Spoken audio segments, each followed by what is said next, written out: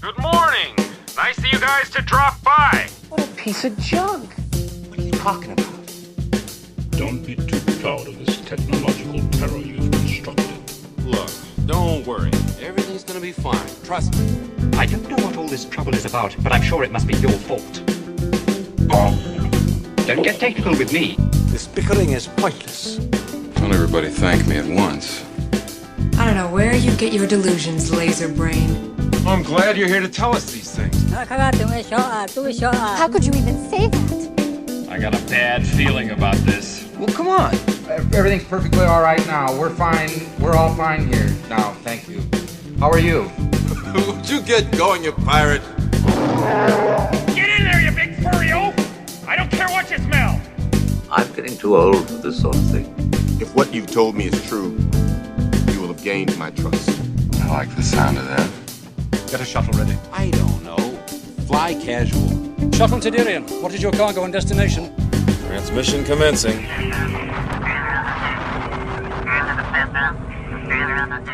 Hey everybody, thanks again for tuning in to the Shuttle Tydirium podcast. I am the pilot, James T. Chadwick, also known as Hey Chadwick. I have sitting next to me my courageous co-pilot, Phil Mead, also known as Baba Ganoush. Hey guys, so I have a announcement. As per the Imperial Loyalist Act, all passengers must obey all instructions from the cabin crew at all times. And I would like to remind everyone that it is an Imperial crime to disobey commands from your cabin crew during the flight, punishable by Imperial law. That is all.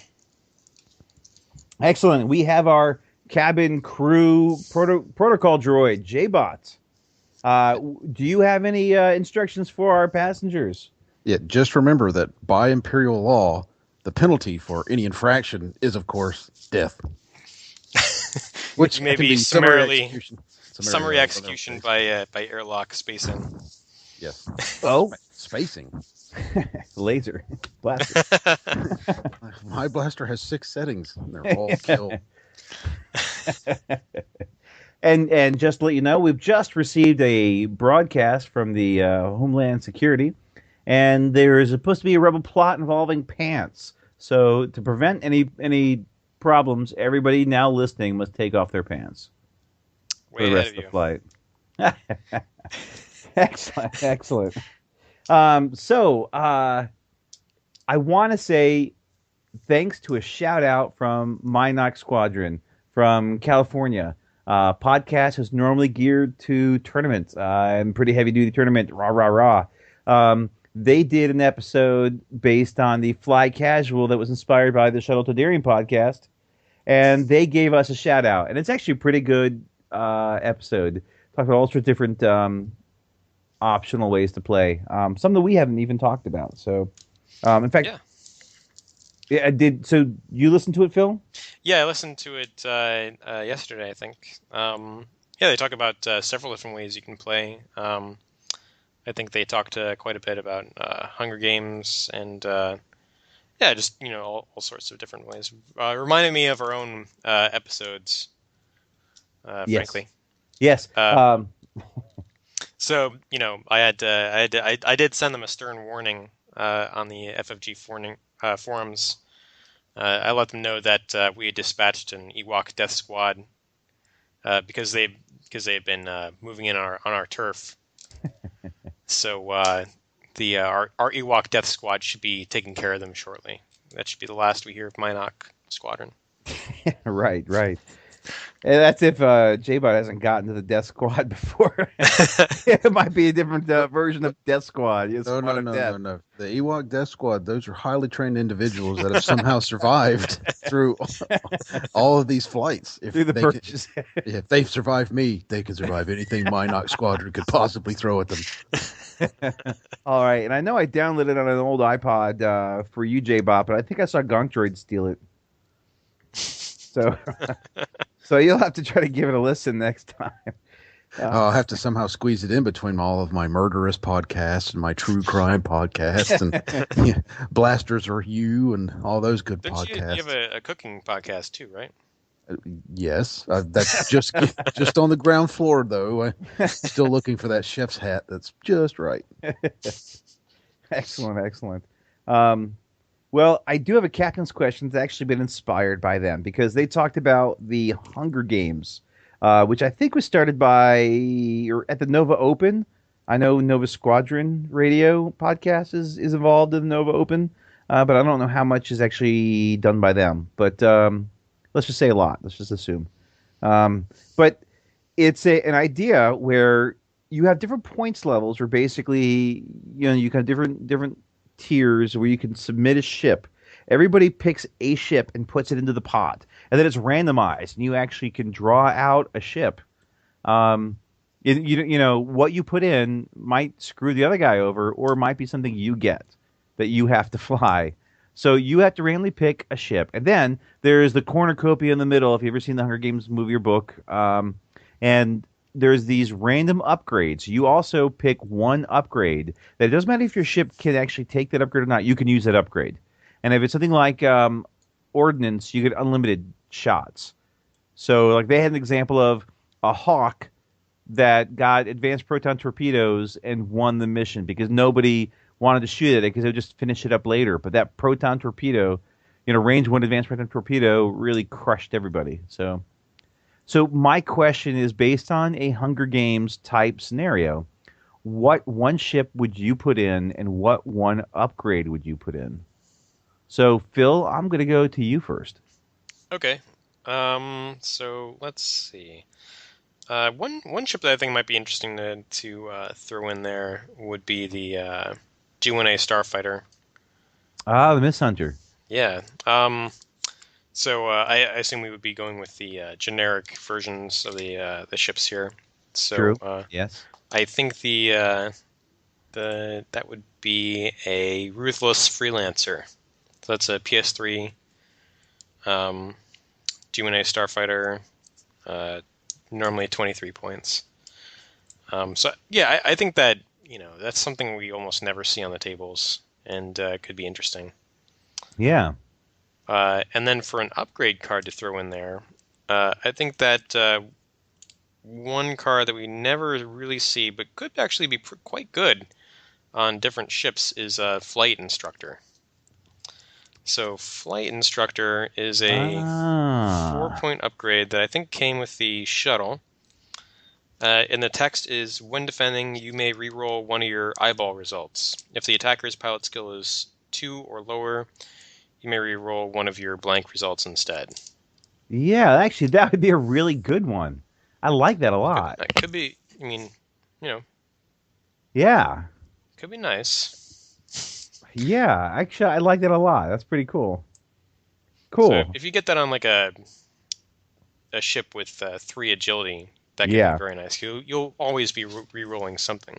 Even with a 1 agility, then you're only a lot better. Yeah, your chances are moderately better. Because sometimes if you roll an evade, then you don't use it, right? All right, true. Or all right.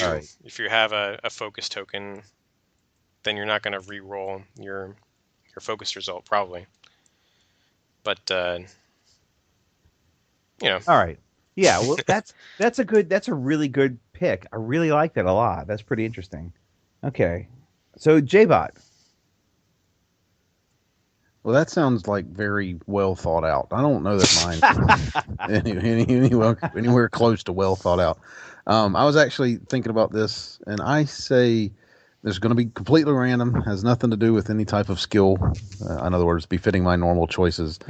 I'm going with the shuttle, the Lambda shuttle, just because I think if you get it, like, let's say I'm the person who put it in there and I end up with it, well, at least I got a lot of hull. and if you don't, it's something that's a nice slow moving target that you can shoot at pretty easily. And I was actually going to go with a weapon upgrade, and it's one that I don't ever see. Maybe it's passe. Flechette cannon. Yeah. I never actually see it on the table. Yeah. And I'm like, ooh, I want to see that on the table just to see what somebody does with it, because I want to say it came out the same time like the Mangler did, and it just never caught on, but maybe it didn't. It seems like it did. But no, I think it did. I think it did come out in the same wave. If not, the wave after. But yes, nobody ever uses it. I think it's because if you're already stressed, you don't gain a stress, and that's the thing. The people you want to stress, you need to double stress. So it's like the Sunter fell. Right. It always felt kind of like an ion cannon, or I guess an ion turret in a lot of ways, but it just didn't seem to have as powerful an effect, and maybe that's why it never gets played. But I think it'd be interesting to see what people do with it. Too many push the limit people who out there who always do the stress anyway, so that they But I think that's a good choice. I really like that, and because it can only ever do 1 point of damage. That's what's so great. It's like I've got the slowest moving ship, and I can only ever do 1 point of damage. Well, you can always fight your main guns. You don't. Yeah. I mean, but who wants to do that? I mean, it's all about showy big weapons and all that sort of stuff. True, but I like it because at that point you don't have a lot of the aces that are pushing the limit, etc. And it does cause stress for those guys. Won't get to do an action next turn. So. Yeah, that's you'll have to do a green. So it actually probably, probably a decent choice. I like it. Now, I kind of went with a similar for my weapon choice, but my ship, I went with the Star Viper. Cool. I like it. I think for something like that, it's a pretty versatile ship. You can do a lot with it. Like, I like its dial because everyone's it's got a terrible dial. It's got a terrible dial for push the limit. But like if it's not pushed the limit, it's got a decent dial for a regular old ship. It's got a good dial, and because it doesn't have a lot of green is what it's missing for push the limit. But basically, I think it's a underrated ship that I think should be out there more. And for my upgrade, I would pick Flechette Torpedo. Because it's something you don't see. You see it more often than you do Flechette Cannon, that's for sure. But yeah, I've definitely seen more of it lately. Maybe because of a lot of stress builds have been out lately. Maybe that's why. Ordnance being a thing, I'm freaking loving that, I have to say. But I I always loved Ordnance, and I used Shizo when I played with my Star Viper. He was key to take Flechette Torpedo to defeat robots, which were one of the big meta at the time. Back in the day, it was key to do that. And in this version, you have unlimited ordnance. So basically, you're getting 3 red dice, and you're always stressing them if they're under 5 hull, automatically, even if you miss. And that's just amazing. 3 red dice, you auto stress for 2 points. I think a lot of people underestimate that card, and I just put it in there just to just to promote it. No, yeah, that sounds pretty cool. Cool, excellent. I like those. Now, I will say that we went to the game store tonight, and Imperial Vets is out. I bought it. I got it. Nice. I own it. It's in my grubby mitts. Yeah, the ships look really good. I know some people are going to be repainting these things, but we had multiple people that looked at them and were like, "Oh, those things look really, really good," and they just keep getting better. Really, it seems like every one I've seen, the paint jobs that just come out of the box seem even better than normal. So I don't fly Defenders except for tonight, which I did successfully fly a Defender like a champion for once. But the ships are really nice. I don't know what all comes in the box though, since I only played with the one.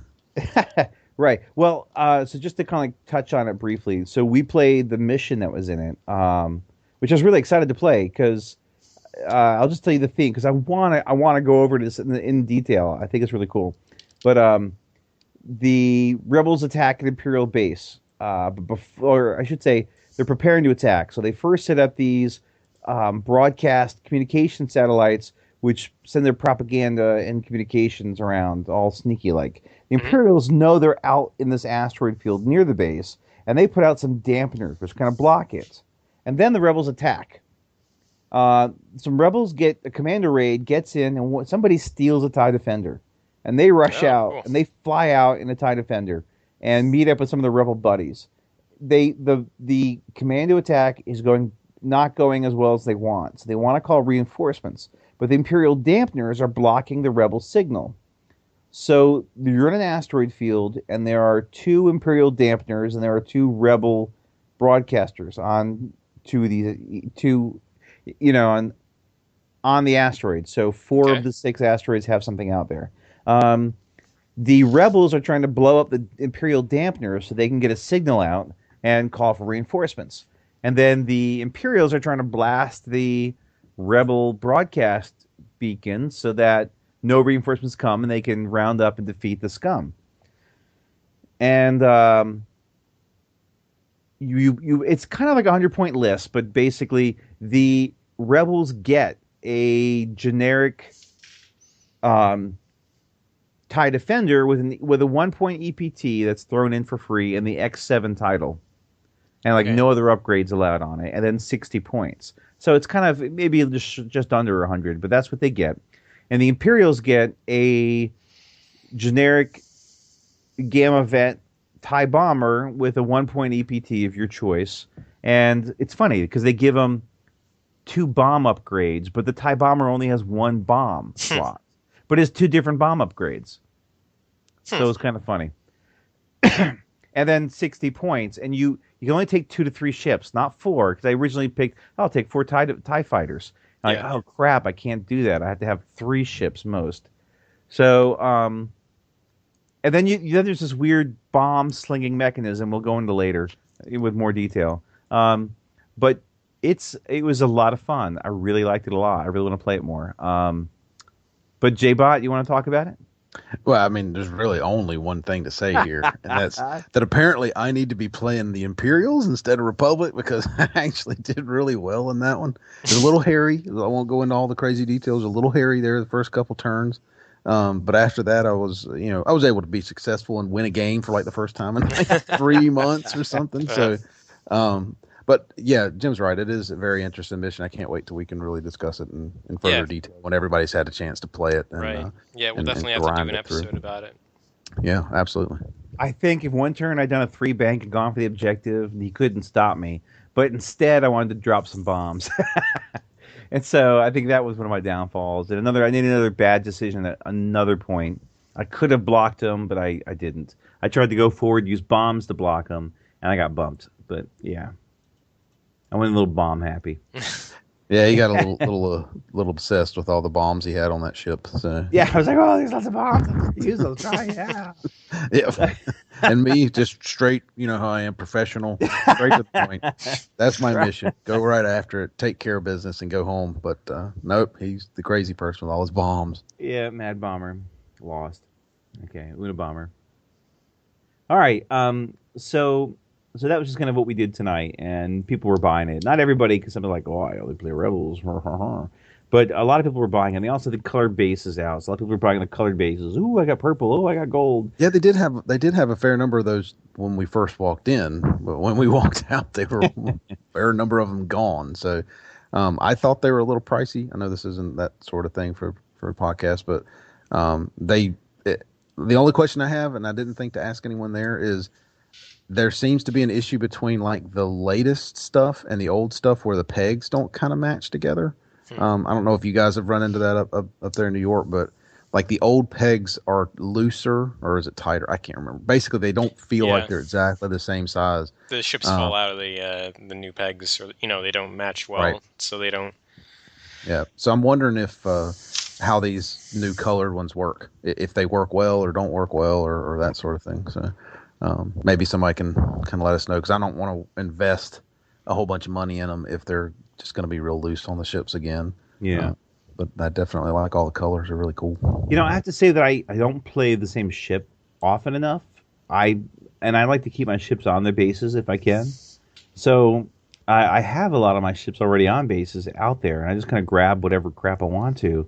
Mm-hmm. And, I can't afford anywhere near to even switch half my ships out. You can do yours with spray paint though, so it's we can get you around the colors. Yeah, I think it is cool, but I don't think I play one list repetitively enough to make it worthwhile. Yeah, I certainly don't, but I obviously reuse the pegs and stuff. Now that I've found, and this is stupid, I know, but I've found like a set of them that work really well with every ship I've got, and those are just my go-to pegs. Because one of my ships kept coming, the big large base ships. I could not keep the stupid thing on the peg. I've got, they're like individual half-piece things, and they might as well be spring-loaded because you try and move it, and they just all fire off the bottom of them. Yeah.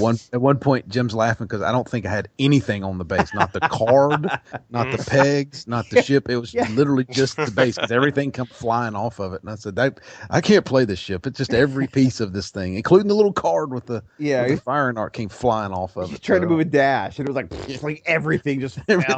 Everything fell apart. Like the base fell, the cardboard fell off the base, the pegs fell off, the pegs fell apart between the two of them, the pegs fell off the ship. It was like, blah, everything was like.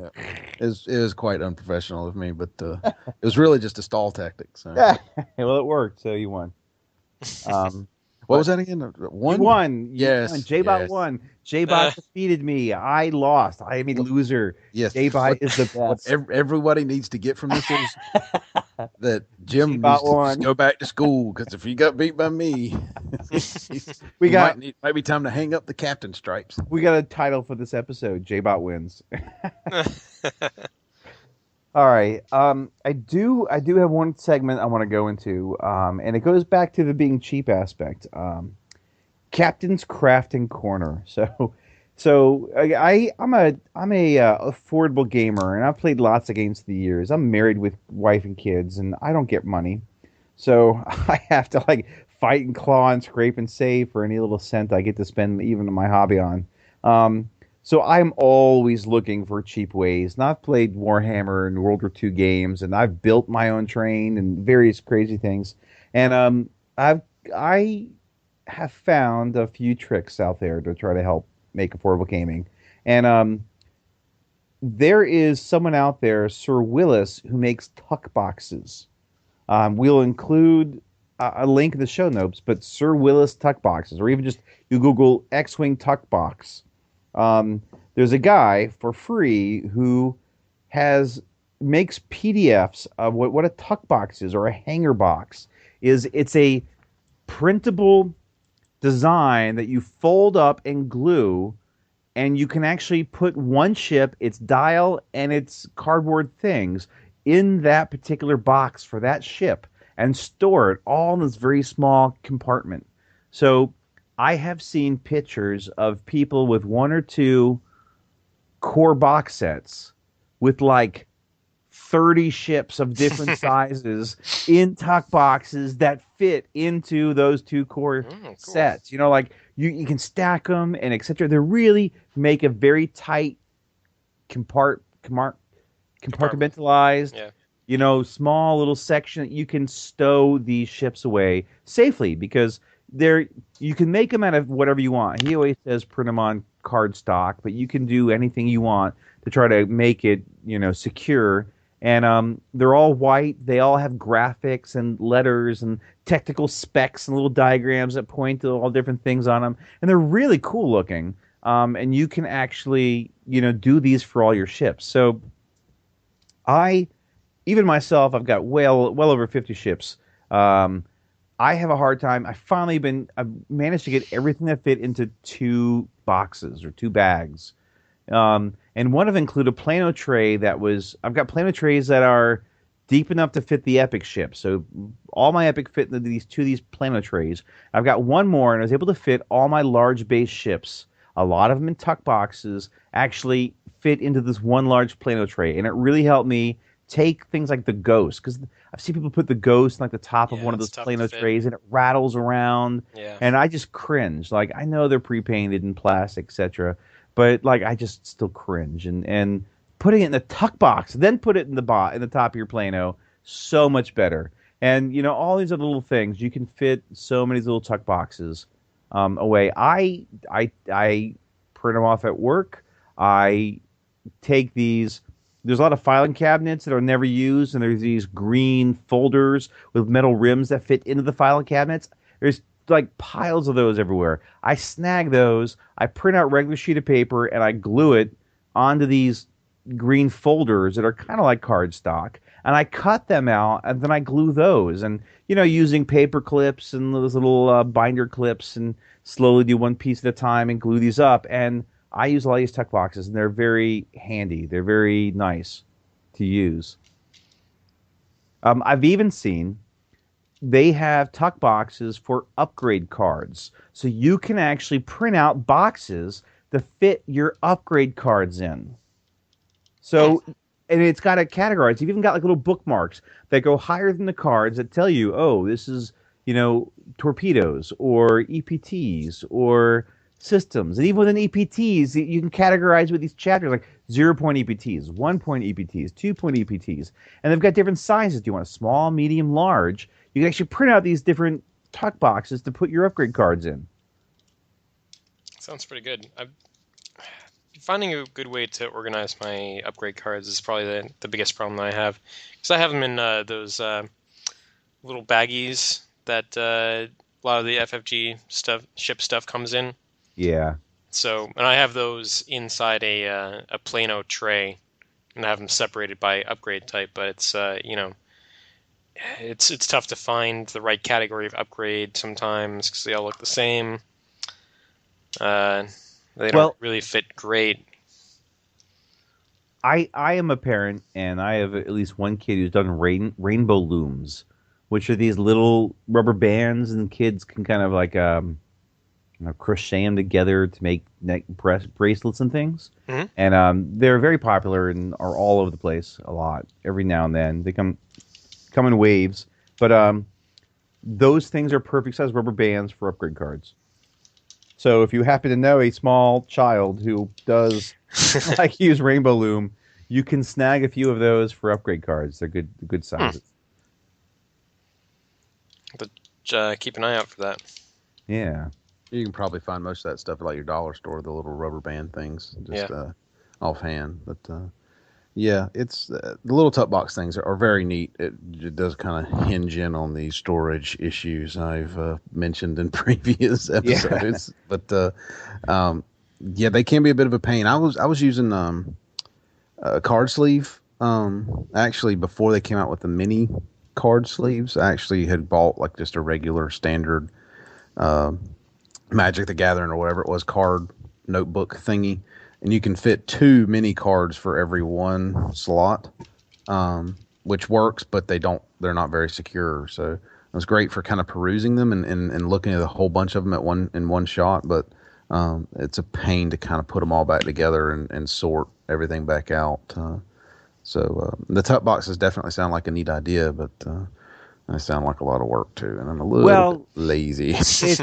It's a matter of, do you have free time and no money, or do you have money and no free time? So for those people with a little bit of free time and no cash, like I have free time at conference calls, at work sometimes, or during lunch or whatever, or a few minutes to like glue and let it set and pick it up an hour later.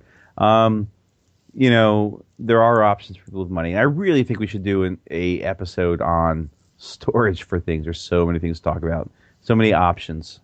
So if anyone out there is listening to us and is considering maybe finding a sponsor podcast and wants to help sponsor some sort of their product that does storage, get in contact with us. We can be bought.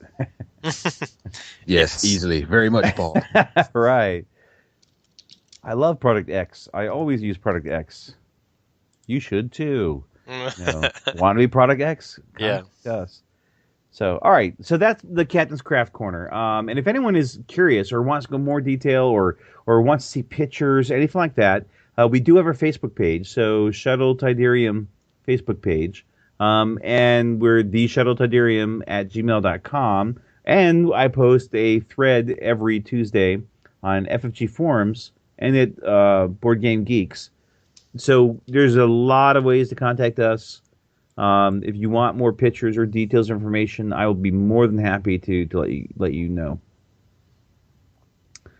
So our main topic, Phil Mead. So the main topic that we're going to be talking about tonight is another Here's the Aturi Cluster topic. We're going to be talking about the different ways you can level your pilot in Heroes of the Aturi Cluster. The basic information that you need to sort of level your character intelligently, or at least with some knowledge of the game. Maybe some builds that you can work towards, that sort of thing. And hopefully we'll give you good advice. I'm not sure if I will, but hopefully Jim and J-Bot. Oh, you're not going to get much from me. I'm always the worst at this thing, but that shouldn't come as any surprise to our regular listeners. You know, I always want to have like a Heroes of the Aturi Cluster theme music for this segment. You know, like a da da da da da da da da da or something. I don't know, but nice little transition to Heroes of the Aturi Cluster or HotAC. Maybe I can whip something up. It needs to be a very 80s themed, you know, like HotAC with some like saxophone playing wildly in the background. It used to get late at night on some of those channels. All right. We can avoid those channels. So There's nothing wrong with it. It's just funny. Like neon light. Oh, I get it. HotAC. Yeah, all right. So, J-Bot, what are the two choices for ships that you start Here's the Aturi Cluster? What are the two only options?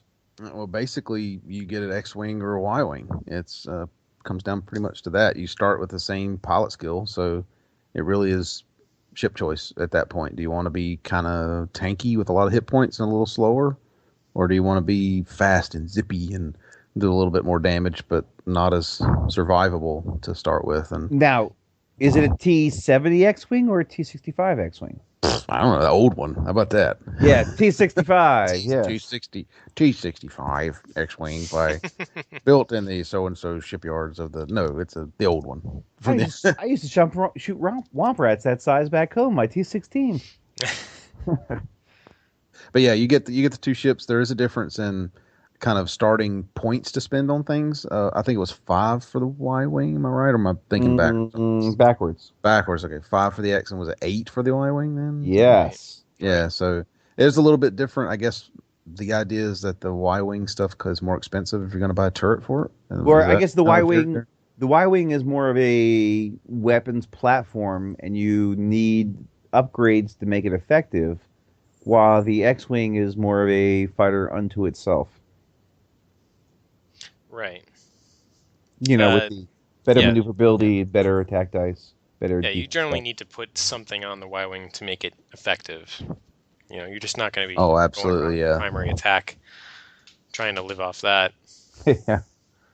Yeah. And so... Yeah, and so, with that, there's... I did have a mistake. So on the episode release, the first one, the introduction, I did say that for a 0-point upgrade for a modification that's free, it doesn't take the modification slot, and I'm wrong. I was corrected by someone on the Facebook page, and I realized that's how I actually did it myself when I first started, but not with my second character. I got it wrong. So, for example, if you take an X-Wing, you can take integrated astromech for free, but it fills up your one modification slot. And so as it is, you get one modification slot at the very beginning. That's it. So while guidance chip and integrated astromech are both free, you can take both of them at the same time to start off with. That doesn't make any... But wait. They're already free. They're 0 points. They're 0 points, but they fill a slot. So you get... So how is that different from how they normally are? Well, okay.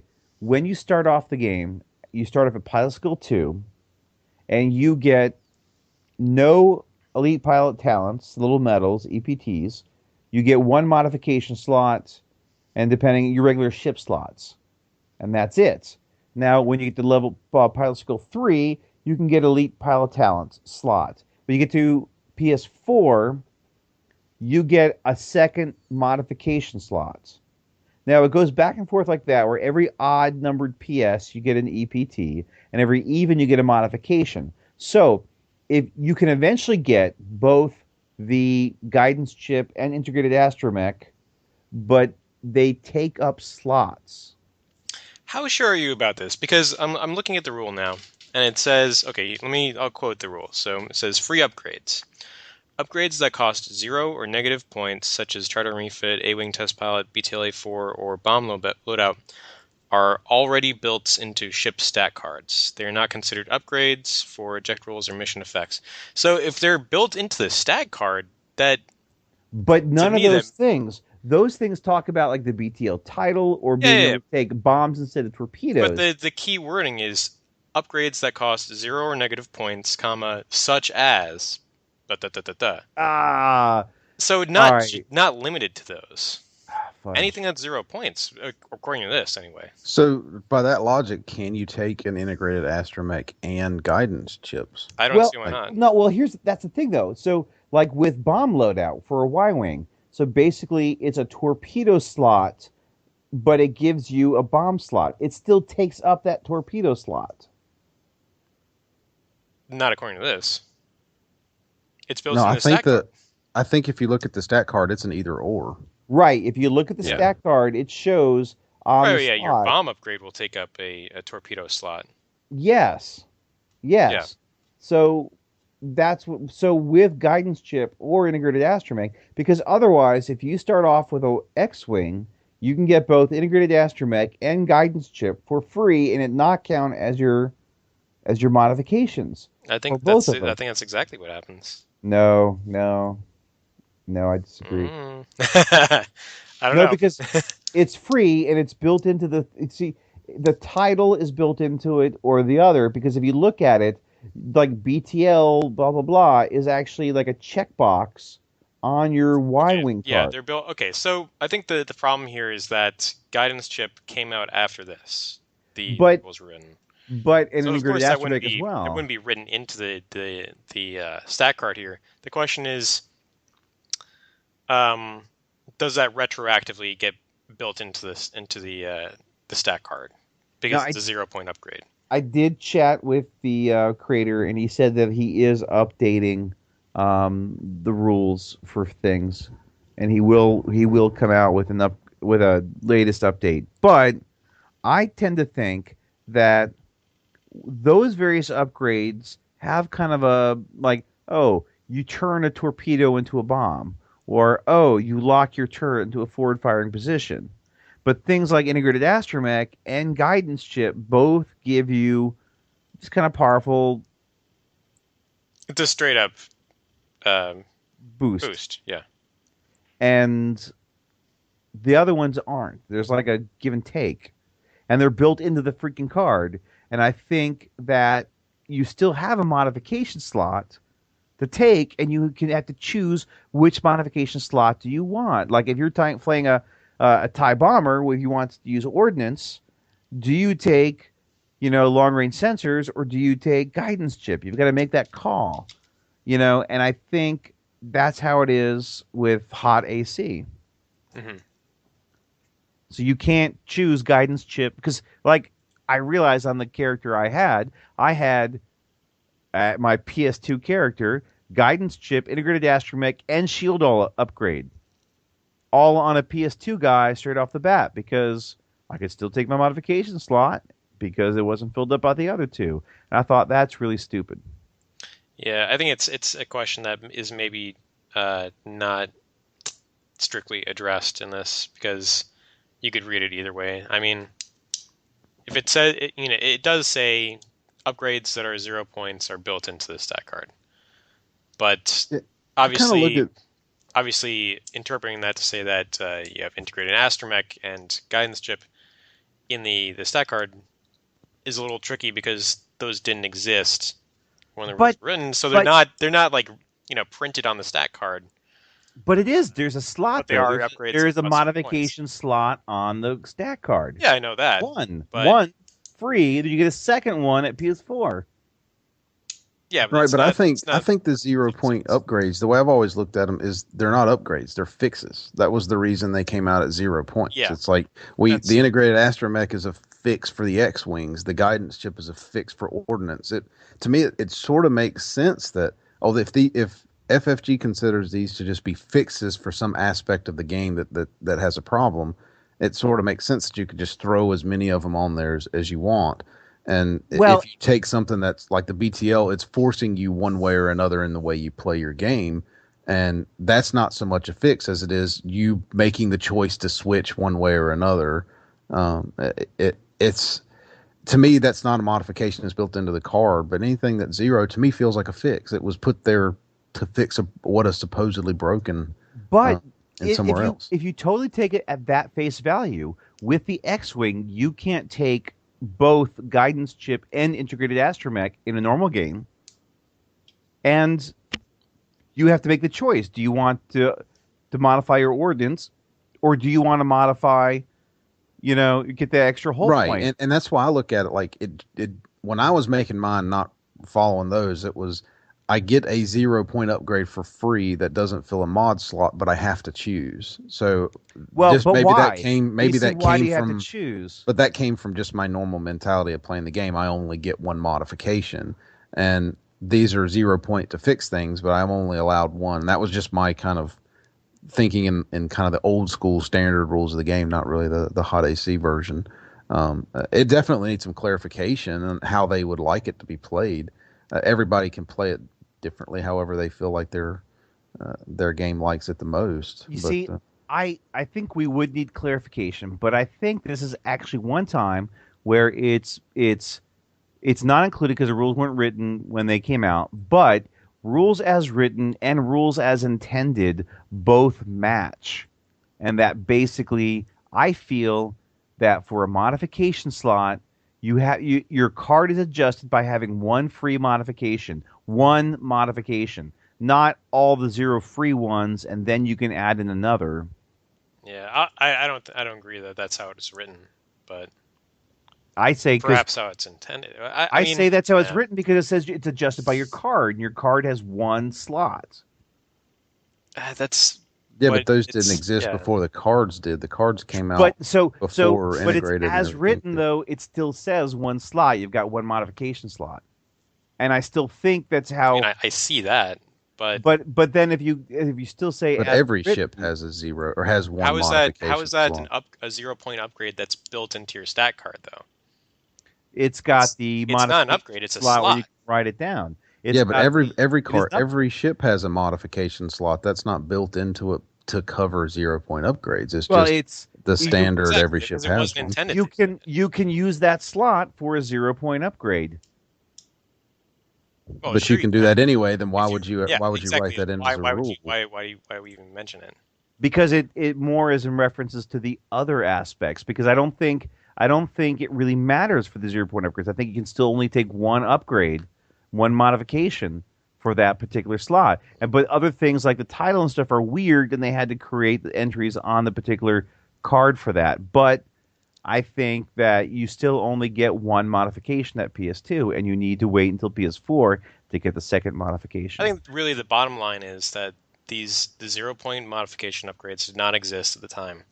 They were not built into the stat cards, so interpreting the rule which says all 0 point upgrades are built into the stat cards, it's awkward because they aren't. Or looking at the stat card, guide in the chip is not built into this thing, right? Integrated astromech is not built into this thing. I say it didn't exist, but to say but if you look back at the rule, it says 0 point upgrades are in there. But it's because there was a time warp there. Obviously, it didn't happen. So now to go back and say whether or not it should be there it's in a matter of opinion. I think because it simply didn't exist at the time. I think you can argue a lot of different ways. I think it should be clarified. I do get that. I've thought about it a bit, and I think that by having the one modification slot the card is addressed for the 0-point upgrade. I think that's what I think, that rules as written and intended kind of are melded there. I know you disagree, but we can probably move on and we save don't our understand listeners this from yeah. But overall, you've got those two cards, or the two ships. You've got the X-wing and the Y-wing. Now, eventually, you can swap. Now, Phil, do you remember at what pilot skill you actually swap at? So you can start swapping ships at pilot skill 4. And what ships do you get? So you have 3 ships that you can swap into. You can swap into the A-wing, the Hawk 290, or the B-wing. And it costs 5 XP to swap into any of those ships from any of the starting ships. So it doesn't matter if you start with an X-wing or a Y-wing. You can switch from any of the starting ships into any of the upgrade ships. I have heard people say that if you're planning on swapping ships, and you know you are, start off with an X-wing and then just swap. Now, apparently, if you have, say, like an X-wing and you buy an integrated astromech, and then you swap to an A-wing that does not have that particular slot, you have a hangar of stuff that you can put your astromech in your hangar. And if you ever decide to switch later on to a different ship, you don't have to rebuy your astromech. He's just there waiting for you. And much like the idea of if you, say, are playing an X-wing and you buy 2 different types of torpedoes, you can only take one with you, but you have the option with each mission to pick between those 2, and the other one sits into your hangar at that time. Right. So the idea being that if you go with an X-wing to start, then you have less upgrades that you need to buy to make the X-wing work that are not transferable later on. So the only thing that you'll be losing is your astromech and maybe a torpedo upgrade when you move to a different ship, depending on the ship you move to. Right. If you're moving into a Hawk 290, a turreted Y-wing is not a bad way to go to start, though. Agreed, because you have the turret that'll stick over. Right. Also, the Hawk 290 for the Rebels gets an illicit slot. Oh, that's cool. Yeah. So we had one of our local guys, Doc, a big Doctor Who fan, and J-Bot, what did he put on his ship? He had that illicit cloaking device from the scum side, which I cannot think of the name of that goofy looking ship. The egg with the spoiler. The Mist Hunter. There you go, that guy. Yeah. He took that cloaking device, and then was it the advanced cloaking device, or the one that when you cloak gives you an evade? Stygian particle accelerator. Yeah, it gives you an evade token when you cloak or decloak, I think is how that one works. Yeah. So it makes for a pretty interesting combo that makes the Hawk much more survivable if it gets kind of caught in front of a bunch of guns, which we saw tonight. So yeah. It can survive. It gives it a lot more evade dice, and it gives it kind of this instant juice to kind of barrel roll or get out of the way that you don't expect from a Hawk, which is very neat to see. So I'd actually seen some people online write about that as a combo when that egg ship came out, and it was very intriguing to me as a Hawk fan. I was like, that seems kind of interesting, but I was worried about the whole thing burning out. Because that cloaking device can basically burn out the very first turn you use it. Hey, I'm going to turn this. Well, maybe not, but so that always kind of worried me, is that you might spend so many of your points and slots building up this ship just to have it essentially fail on the first time you turn the thing on. It always kind of concerned me, but otherwise it's a very neat combo. It was actually used on a Hawk in a big tournament, one of the big open tournaments like Hoth or Tatooine or something that are scattered around the world. 100+ players. There's a guy who got in second place overall using a list that's very similar to one of our B lists. It was 3 Tasani Point veteran Sikhs with the upgrade title and mangler cannons and a tiny mind link combined with Paylob, a tiny mind link, and the cloaking device. And so Paylob steals tokens from people. Basically, it would steal focus from a U-boat so it couldn't shoot a torpedo, and it would steal a focus or evade from an ace like Sunterfell or whoever, and all the Sikhs would blast with mangler cannons, and they would have focus and evades if they were going to get shot, or focus or target loss if they're going to shoot at someone. And it ripped everything to shreds. Cool. And it finally got to the final end. I think it was U-boats, and he just made mistakes after a long day, and he lost. But he had beaten U-boats previously, so it's not like it's bad versus U-boats. But it was something very similar to one of the B teams we suggested. And it actually got second at like a huge event. So I thought that was really cool. I just wanted to bring up like cloaking device and Paylob and all that. All right. Back to our regularly scheduled broadcast. So you can actually, one of the pieces of advice that I had read and I agree with is when you're going through experience points, they recommend, or people recommend, to buy as many upgrades as you can before you start upping your pilot skill. Yeah, that's definitely a good idea. That way you avoid if you increase your pilot skill right away, you don't get a whole lot of benefit if you're not picking up upgrades and different upgrades along the way, because you're already going to be at higher pilot skill than almost all the enemy ships that you see. And when you get to pilot skill 4, if the majority of players hit pilot skill 4, I think you start seeing tougher enemy ships. So if you upped your pilot skill without getting upgrades, then you'd be making things much harder for yourself quite quickly. Right, because if everybody starts racing the pilot skill race and starts getting really high, then your opponents start getting tougher as well. And if you haven't rounded out, which actually it kind of goes into a general idea about uniques, which we should probably bring up.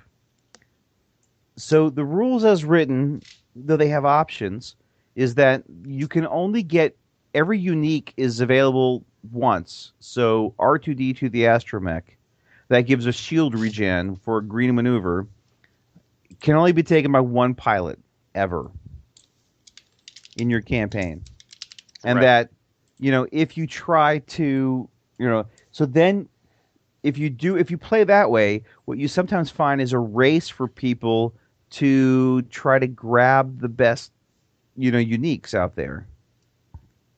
And then you've got kind of it's no longer as cooperative as people are competing with each other to try to, grab the best goods, and you have to watch out for that, when you level up.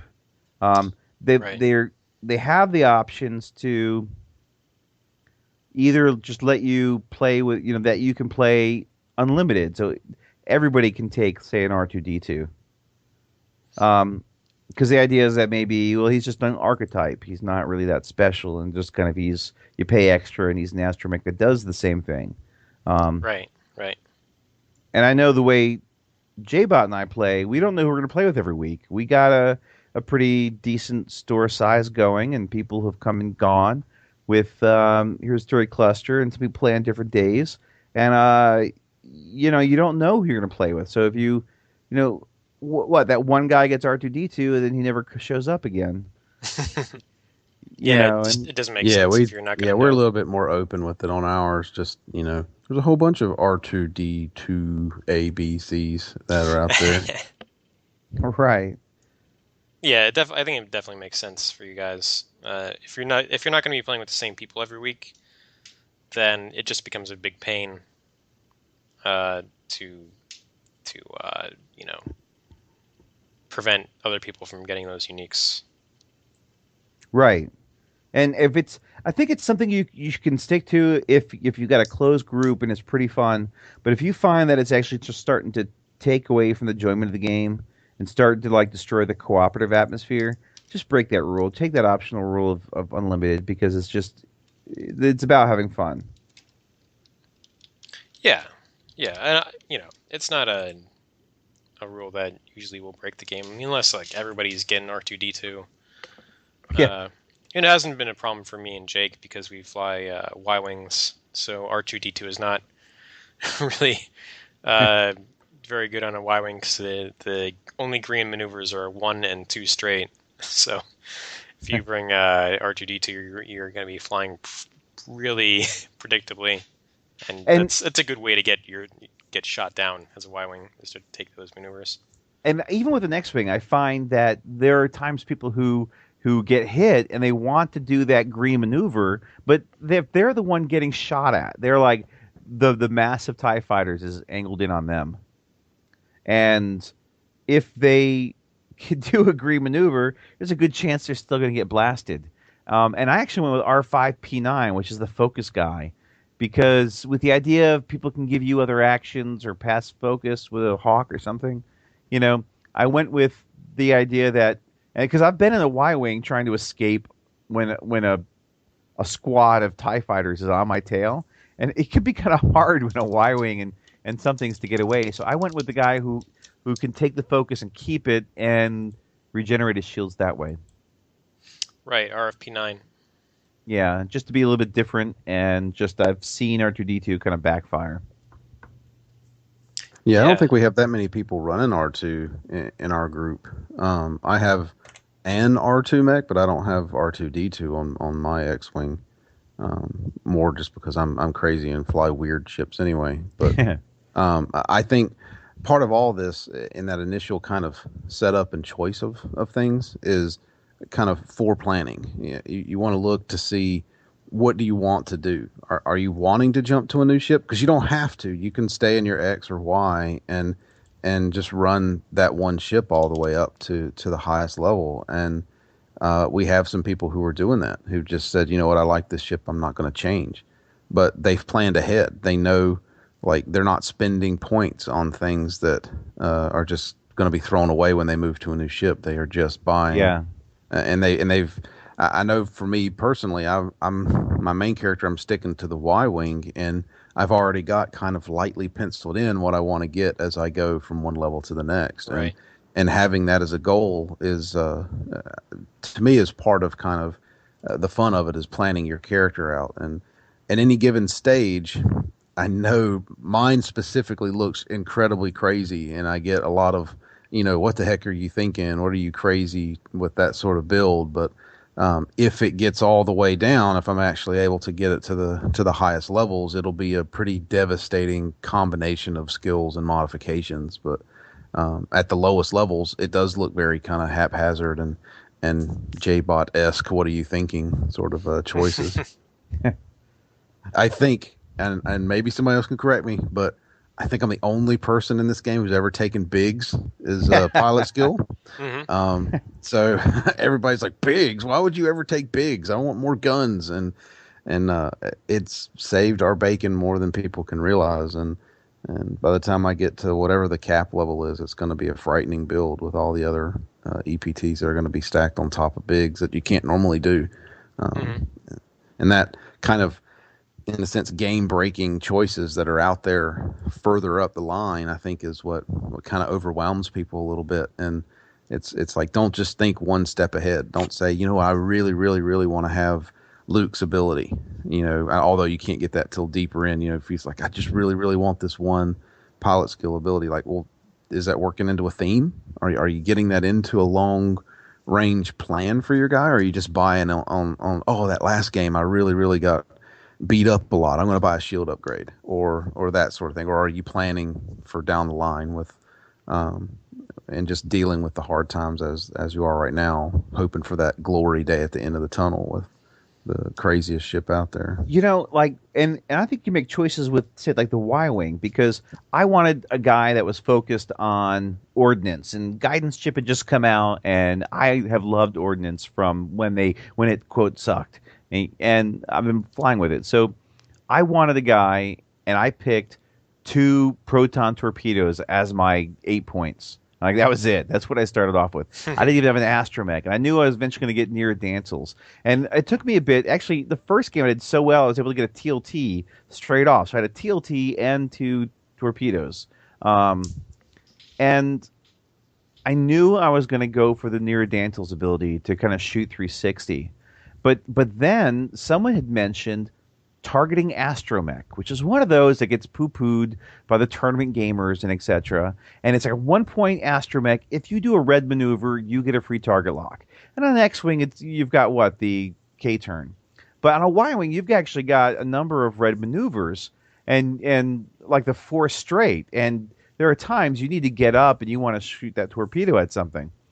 And I actually grabbed that, and it kind of built into my character because what I took, because I just got my next EPT, for 7, is Hobby's ability. So when I gain a target lock or spend a target lock, I can remove a stress. Yeah, that's a great combo. So here I am. I'm in a Y-wing. I can like K-turn or do a 4 straight. I'm stressed. I get a target lock. I remove the stress.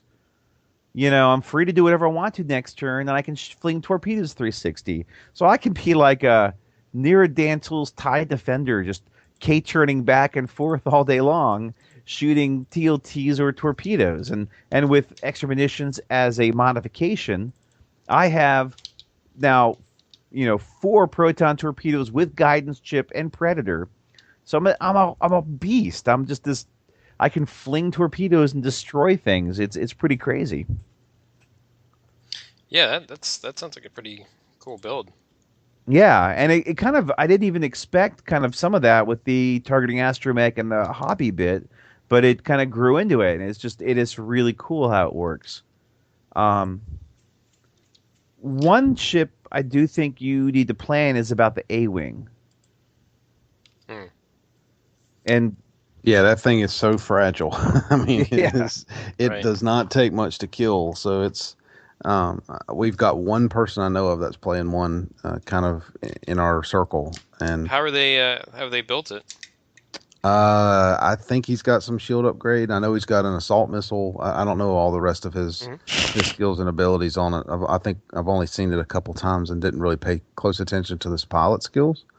But he does real well with it. He tends to focus straight on the mission. If it's go destroy X or shoot these, sensor arrays or that sort of thing, he tends to focus on it and not get stuck into dog fights and in the middle of all the stuff. And that actually works really well. It's, hey, I'm going to cut and run and just kind of skirt the edge of everything with all that speed and get around the battle, stay out of it. And I think that's what keeps him alive most of the time. And I think that a lot of its damage output is not big, and so a lot of times people get experience points from like clipping ships or destroying ships for damage, and until you get like extra munitions and some sort of missile, you can't really do a lot of damage output, and then so you get things like, do you take push the limit as your first EPT? Because when you're in an X-wing, push the limit overall isn't that big because it I focus target lock, whatever. And there's also other ones like outmaneuver helps reduce their green dice if you're outside their firing arc. Right. The guys in Minox Squadron actually had a pretty cool build for their for one of their guys who's flying an A-wing.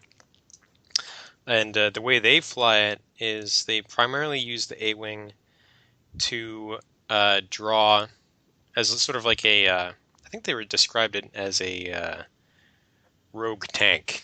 So this is like describing the A-wing in World of Warcraft terminology.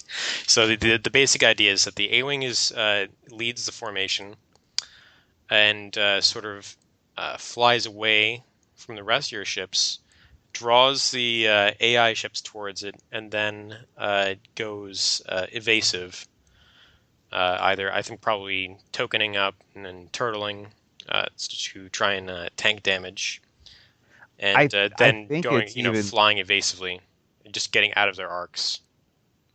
Right, and they use the term kiting, which actually, just to let you know, went back to the EverQuest days before World of Warcraft, and there were druids who could basically cast these damage over time spells on a creature that would slow them down and cause damage, and then they would cast these spells that they were speeded up and could run fast. And so there is these planes that basically you'd see druids single-handedly killing creatures much tougher than they ever could, or any other class could, because they'd be outrunning as these damage over time spells would be slowly killing the enemy.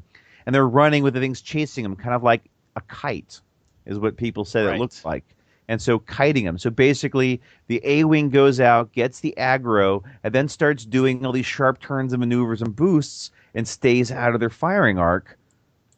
You know, and it's all you get. A new squad comes in. Oh crap, we're screwed. Oh, here, I'll draw them off our tail. Bzzz. You know, the only problem I see with that is getting experience points. Yeah, I mean, I think at that point they have some already. Also, the guys at Minoc, whoever was running this, also packed a homing missile. Yeah.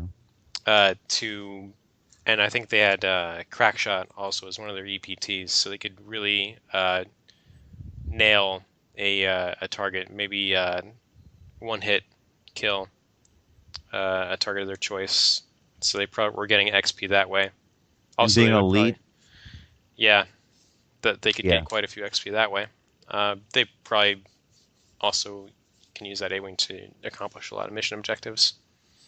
So even with A-Wings, I think you've got to plan ahead and think about it, but there are ways you can go, and in ways you can help the team overall and still kind of sneak through those various experience points. But I will say even that there's a lot of enemy strength can get boosted based upon the average pilot skill of the group. And if you aren't as high and you bring down the average, that's not a bad thing. You know? Right. Yeah, I always, with me and Jake, I've definitely been making sure to get all my upgrades purchased before I start leveling up, instead of just going straight for higher levels. And I didn't exactly have a plan when I started out my Y-Wing. I think I also wanted to do some work with ordnance, or turn the Y-Wing into a torpedo boat. And that worked pretty well for me early on. But I'm actually looking now at maybe going into a Hawk, and going into like a focus-centric support / twin laser turret carrier Hawk. So what I'm thinking of doing is getting I think you can get the Moldy Crow title, right? Yeah, you can. Yep. So Moldy Crow title, Recon Specialist, twin laser turret, Predator as the first EPT, and then going with a combination of Isege Tuteku's elite ability. Yes. That is the one where friendly ships can use their focus tokens as their own. So Jake would be able to just use any of my focus tokens from the Moldy Crow stack at will. So he would be completely free to do whatever other action he wants. Then either Garvin Drace or probably Jake Farrell's ability as the next elite pilot talent. So Jake Farrell would let me, would essentially be giving me, another action every turn, because I'll probably be taking a lot of focus actions. Because I'll be using a lot of focus tokens in general with the twin laser turret, and Jake using my focus tokens as his own. So even though I'm, so I'll have to be using the Recon Specialist and, with the focus ability, like, probably every turn. And Jake Farrell's ability will give me good repositioning ability on top of just the focus. You get the barrel roll. Right. Yeah. So his ability is when you perform a focus action or assigned a focus token, you get to do a barrel roll or boost action. And so J-Bot, what are your opinions on being support, pilots? Do you get experience points? No, that's like one of my gripes. That but what about? Gripes but I think with the Sega Tutaku's ability, you can get assist with that. So, you can get assist. The problem becomes, I guess, it's one of my issues I have in general with kind of the assist mechanic as a whole. I like it. I think it's necessary, but as an example, like the average things that my Y-Wing will get, and it's all about a team build, about helping the team. I might get 3 or 4 experience in a game. That's it. 3 or 4. And like Jim gets 11, 12. I think you got 15 in tonight's. And no, I didn't get 15. I got 8 tonight. Oh, okay. Sorry, 8. Only 8. But that an 8-point game for me would be unbelievable. So I was actually, after the first few games, was thinking to myself, like, this campaign's gonna be over. I'm not gonna make it anywhere close to the top level stuff, because the assist mechanic to me is great, but it's so heavily weighted towards the damage mechanic. So like, yes, somebody can borrow your focus tokens, but 1 a turn, like at the most, and they have to actually use the focus token to do damage or avoid damage. What's the best weapon you have on your ship? I am running an ion cannon because, like I said, I'm support. But and it'll get me. I mean, trust me, I could go into the incredible disappointment I have about Predator. I think it is the worst thing in the game. It is the most overpowered skill, and it's like, wait a minute, I can use Biggs' ability to assist, purposefully damaging myself once a turn. But you can use Predator on TLT every time you roll. Like, how is that fair? Or I could use it on a BTL Y-Wing every time I attack. How is that equal in points to me purposefully taking damage on myself? That's the only way I can get a point for 1 assist once per turn, is to actually take damage. And I could take 4 points of damage from an enemy ship. Whereas you could get, oh, look, I Predator and reroll and destroy a ship every turn, and with really no risk to yourself. And so that's where I get into the assist mechanic needs help, and there's just no experience there. I mean, that's coming from someone who's a pure assist, ship. I don't do damage. Okay. I am only there to help the team. First off, I'll say I'm surprised at that, because I think the assist mechanic is actually decent. And 2, let me say that Predator, even with like a TLT and such, you still only get 1 experience point for damaging. So if your TLT hits, it does 2 damage, you just get 1, just like the Biggs 1 ability. But where's your threat? Do you see what I'm saying? I get 1. I'm a pure offensive guy. I'm taking no risk by using. But okay, but you're focusing on just say the Biggs ability. What I think, if you've got like the Moldy Crow and Recon Specialist, and you stack up like a trunk full of focus tokens, and anybody around you can start grabbing those focus tokens when they need them. And so the point is, with the assist, anytime you assist someone with a focus token on offense or defense, you get an experience point each time. No. It has to either do damage or stop damage. So the person could take a focus token and never actually use it to get any advantage from it. Well, so it's more of a, hey, I'm giving you 1. Unless you're in Sega Tutaku, in which case they're always going to be using that. Right, but I think that but look at it this way: how many points do you have to get to? How many points? Like, how high level do you need to be to get that skill from a Sega Tutaku? However, 6.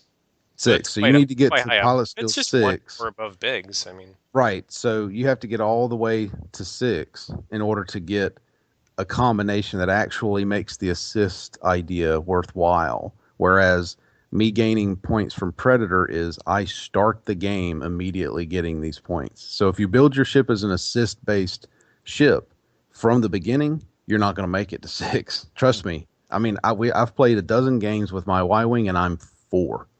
I am at 4 right now, and I'm not loaded up with expensive EPTs. I have as many as I can get at 4, and it's because there is no real mechanic to help you out for assists until you get to that level where you've got tons of focus tokens that you can pass out to other people.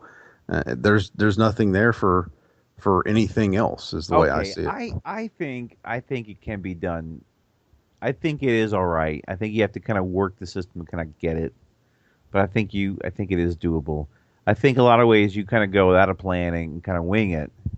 No, I have a plan. I think maybe the it's problem that you is, have to convert to being an assist-based ship after you've already gotten up. To right, like you have to 5 or go. 6. You have to go full offense until you get to a point where you can go to assist level stuff. And there's way more things that you can do as an offensive experience gaining character than you can ever do as a defensive assist based character. Yeah, maybe it's just not viable to be a purely assist ship.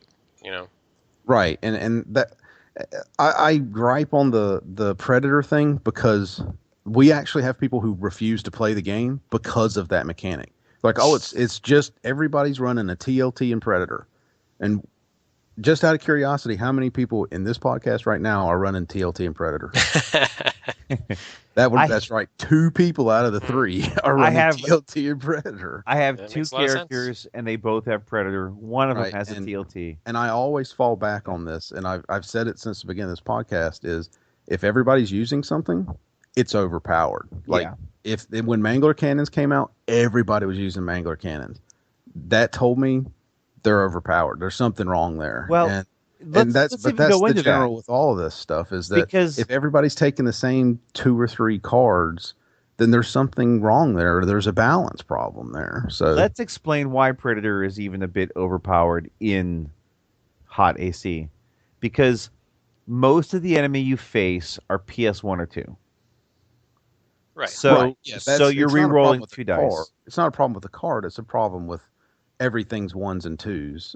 For the vast majority of it is 1s and 2s. But for those listeners who haven't even tried it yet, I wanted to kind of explain, that you're rolling 2 dice, not just 1, but 2 dice. Like, basically, you don't even really need a target lock ever if you've got Predator, because you're rolling 3 dice if you're an X-wing. You're probably gonna hit with at least 1. Re-roll 2 your dice, and you spent the focus. Boom. I don't even target lock if you've got Predator, because you just don't need it unless you're shooting a torpedo.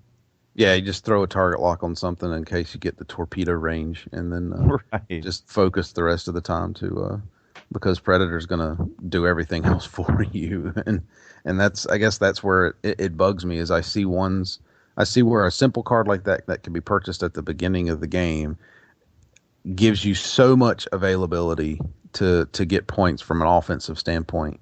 And I'll admit, I purposefully don't take those cards because I feel like it hurts the kind of spirit of the game of if everybody out here has it, it would be the same as everybody running R2 because R2 gives you this heal. And I guess that's where I don't like it. So I tend to, maybe that's just my character in general, to be kind of counter to the popular status quo.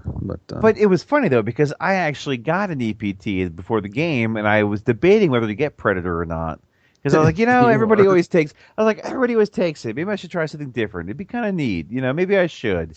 And even you were like, just go with it. Everybody does. That's why I said just go with it. Everybody does. You'll kick yourself in the behind next time you try and fire. And I forgot I don't have Predator. Yeah, it's like, oh, yep. So, but. No, I freely admit I'm counter to it all. I don't like using combinations of stuff. It's kind of the same way. If I built something from my own brain and it found out like a week later that it was like some magical internet list, I wouldn't play it again. That's just that's my nature, because I don't want to. I'm not a common follower. I don't like to consider myself a sheep. So yeah. All right. Well, I will say really quickly, we haven't gone to the B-Wings, and I have seen B-Wings. At first, it took me like a moment to actually look at them, but then Doc has a B-Wing pilot. If you can get to a B-Wing, those things are beasts with upgrades, because you probably will be spending a lot of your points on upgrades as opposed to increasing your pilot skill. But you can have on a B-Wing a cannon slot, 2 torpedo slots, the extra munition slot. So you're looking at 4 torpedoes, a cannon. You can get the crew title card, which then gives you a crew. And Doc was saying he would take Sabine, which would then give you a bomb slot. and do extra damage on that bomb. So he's got a freaking B-wing loaded with 4 torpedoes, a heavy laser cannon, and a bomb with Sabine that does extra damage to the bomb. Right. That's not counting the system slot. The system slot, Yeah. it's like just fire control or something on there. right, or sensor jammer, or who knows what it is, but it's absurd. But there was one time we had Jason, and I rolled for all the TIE fighters, and he was untouched that round, and I rolled, and the TIE fighters didn't miss a single shot, and blew him away in one round from full B-wing to dead. So, like, they can get killed, but B-wings can be a real just tank, an utter combat beast. Yeah, they can really hit hard too with those torpedoes. So, and the upgrades, go ahead and give them Predator and blah blah blah, and all the guidance chip, and and they're just insane. And other pilot abilities, it's nuts. They can go crazy. Yeah. All right. That they probably make the best torpedo boats. Once you get there. So we've gone for a bit. I think we've actually hit past the hour mark, and I thought we'd be a bit more structured with our content, but we've kind of rambled. But I think we've actually covered a lot of the stuff. Yeah, I think definitely. I think we our goal tonight was to talk about the different ways you can level up your character, and I think we really hit on everything.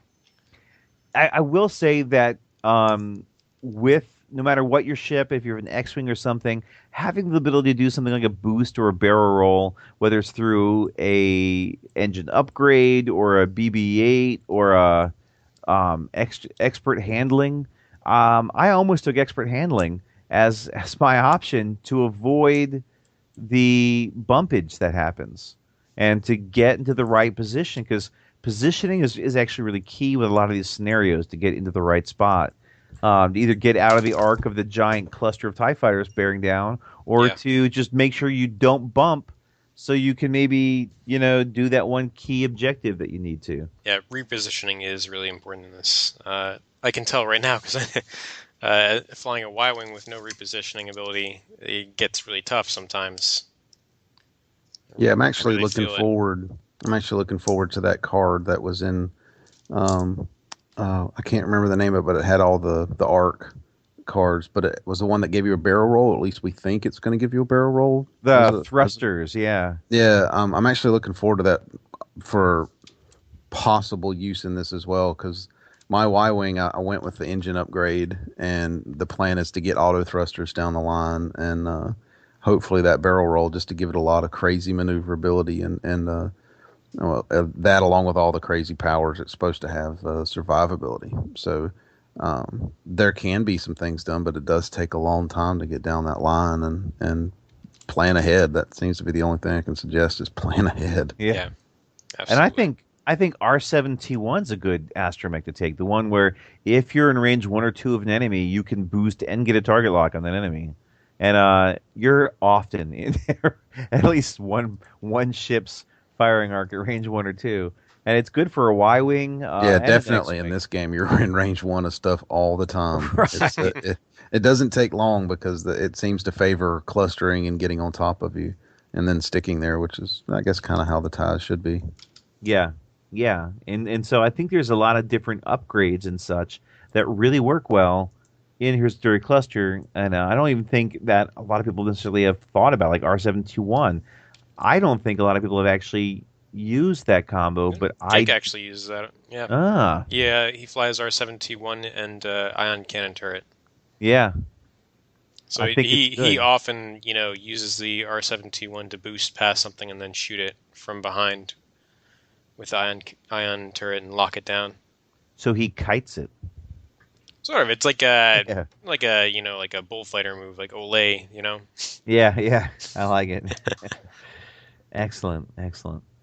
All right, so I know it's late, Jay, but I think your power levels are going low. Yeah, it's definitely starting to run long for me here. Yeah, starting to get angrier and angrier. So we could probably go ahead and wind this one down, but I think it's good. I think this is like I could probably go for another hour on various philosophy and such, And if you too want to as well, once again, the Facebook page, the FFG forums, there's lots of input, and I don't mind chatting about X-Wing all day long when I can. So, yeah. Do we have any final words or last bits we want to throw in?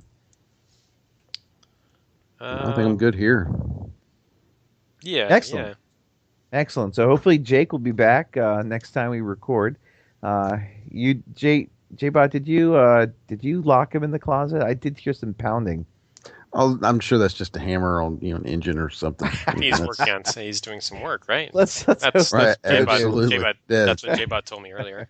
Yeah, he said not to leave him alone. Something hyper this or drive that. Hopefully Gonk will help him if he needs it, but hopefully we'll have Jake next time.